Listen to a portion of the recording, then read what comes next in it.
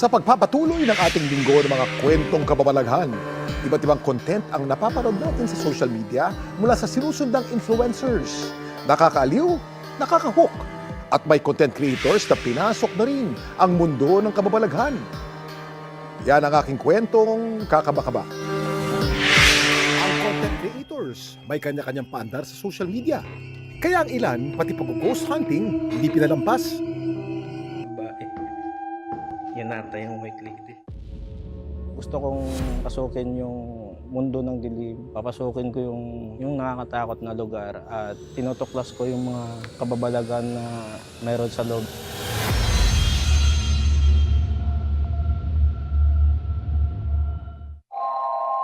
Kilalang haunted mansion ng Villa Epifania sa Santa Rita, Pampanga. Taong 1930s nang itayo ito na pinangalan kay Doña Epifania Guanzon, isa sa pinakamayamang angkan doon sa Pampanga.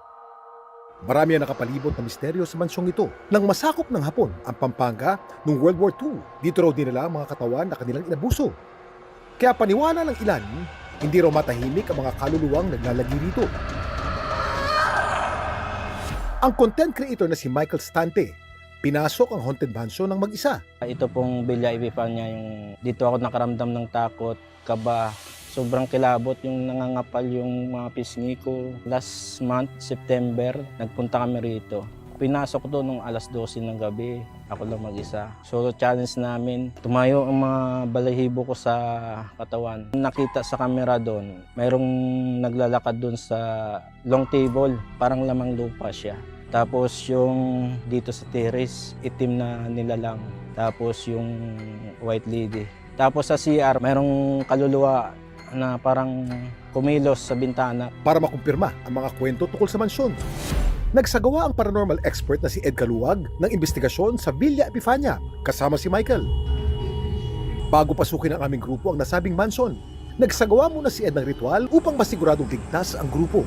So lahat po nung bago pumasok, no, dito sa mismong tinatayuan ko, tatayo lang kayo ng at least mga 3 to 4 seconds para magkaroon ng protection. Ito po ay yung tinatawag na less vanishing ritual. Pagpasok ng grupo,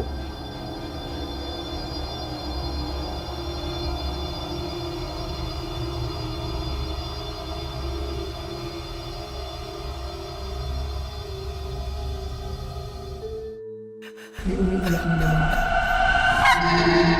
hinawakan ni Ed ang salamin sa mansyon. May dungeon ba dito? Oo. Ang daming may mga babaeng tsaka mga tao na kumukulong sa ilalim. Tapos parang mga babaeng nire-rape. Sumisigaw, may mga umiiyak. Nilibot ni Ed ang kabuuan ng mansyon. Maya-maya pa ay kinuha niya ang kanyang cellphone para makipag-usap sa mga kaluluwa ron. Pwede ba kitang makausap? Ikaw yung umiiyak kanina. Yung sumisigaw. Ilan kayong naririto ngayon?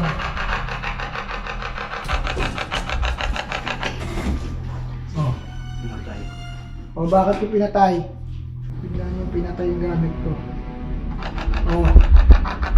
Hindi naman yung dapat na mamatay. Mag-uusap tayo, humarap ka sa akin.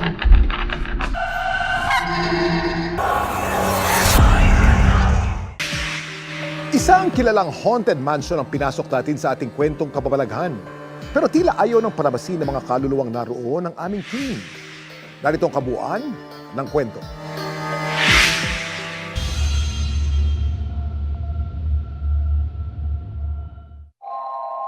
Kilalang haunted mansion ng Villa Epifania sa Santa Rita, Pampanga. Marami ang nakapalibot na misteryo sa mansyong ito. Para makumpirma ang mga kwento tungkol sa mansyon, nagsagawa ang paranormal expert na si Ed Caluwag ng investigasyon sa Villa Epifania kasama si Michael. Mag-uusap tayo, humarap ka sa akin. Bakit ka narito? Ano ang gusto mong sabihin? Wala kang magagalaw sa mga kasama ko. Ano ang gusto mong... Ano yung ang propesya?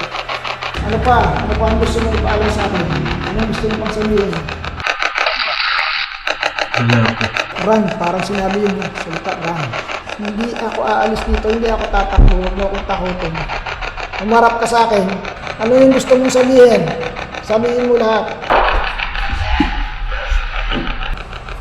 Ganun yan, resurrection.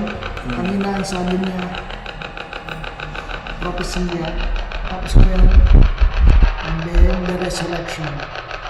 Sabi niya, run. Tapos, and then the resurrection.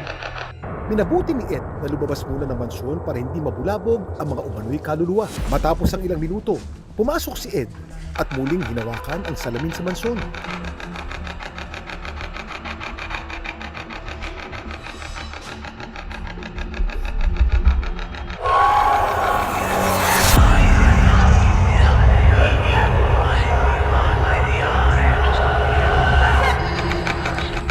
Halika na.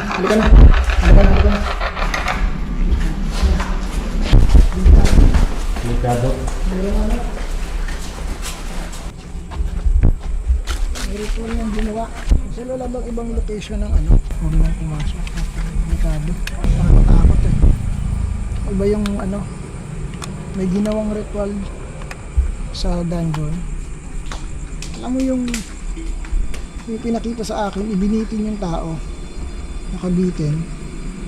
Tapos, dito, laslas. Minabuti ng aming grupo na itigil ang investigasyon sa loob ng Villa Epifania para sa kaligtasan ng lahat. Sa umpisa pa lang, medyo mabigat yung pakaramdam dun sa paligid. Kaso, scattered sila. Alam mo yung parang nagulat, tapos nagtakbuhan, punta sa iba't ibang lugar. And then merong bumubulong sa akin.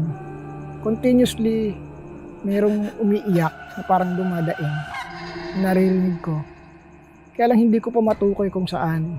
Up to the point na nahawakan ko yung isang gamit, yung may salamin. Tapos doon niya pinakita sa akin yung underground parang dungeon. Hindi ko naman alam na mayroon pala talagang dungeon dito. Akala ko yan na yung kabuuan. Hindi ko alam kung bakit nila ako nilulure. Pinapasunod, pinapupunta kung sinasabi nila sa may malaking salamin. Yung paggamit ko ng EBP, yung kasi yung way na naisip ko para makakuha tayo ng sagot. So nung paggamit ko ng EBP, merong mga sumagot. Kaya lang medyo na-puzzled ako dun sa mga pumasok na sagot. Tapos may warning pa na sabi run. So pinapalabas tayo, pinapatakbo. So parang alarming para sa akin yun. Kasi first time kong pumasok sa isang bahay, sa isang lugar na merong nag-warning ng run. Sa mga ganitong pagkakataon, ang payo ng simbahan, Pag sinabi yung ghost, spirit. Now, all the spirits of the dead do not return to earth unless merong special message na pinapadala ang Diyos.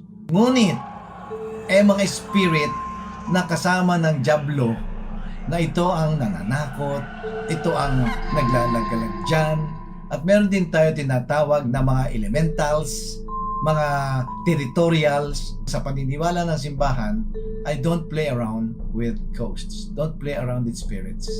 Kasi baka mamaya kayong pasukin. paalala ni Ed.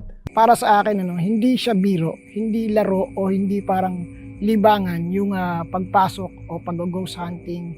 When you say kasi hunting is parang ikaw yung humahanap sa kanila. Merong mga entities na akala mo ay hindi kanya ma-harm dahil lumabas ka ng maayos, pero in the near future ay pwedeng may mangyari sa'yo. Eventually, magmamanifest yan sa katawan mo unless you know how to cleanse perfectly at alam mo yung proper way of cleansing your body, cleansing your aura, cleansing your soul.